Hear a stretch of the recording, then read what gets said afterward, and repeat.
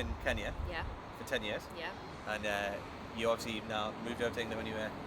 Yeah, so my home church is quite a long way, so I don't have a set church here. So why is that significant for you? Yeah, so on the 20th of January 2013, I'd worked 177 days in a row in a gym in Newcastle.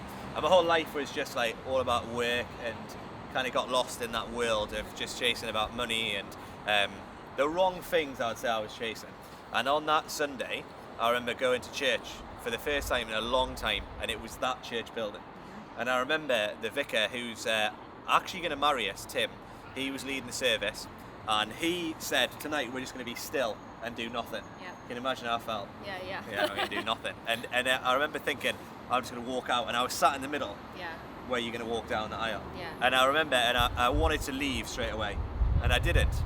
And someone stood up and spoke that night who was like a mentor, and he said three things. He said, your past makes history, be present, and let your future be God's story. Mm-hmm. And that night, it sounds cheesy, but like a lot of people say, I see in the light. He was talking about how Jesus is the true light of the world. Yes. Whoever follows him will not walk in darkness, but will have the light of life. And that day, I was so convicted that I got so busy in all the wrong things, and I'd lost who I really was as a person.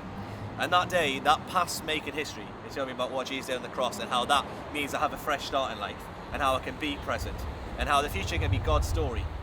And I really think that those three things are things that I believe for both of us in our relationship, is that the past does make history, and we want to be present on that day, and the future, we really want to give that to God and let the future be God's story. Yeah, that's right. And that's why, and my mum and dad also met there as well, at that church. Oh, yeah. My grandma was also a part of that church as well.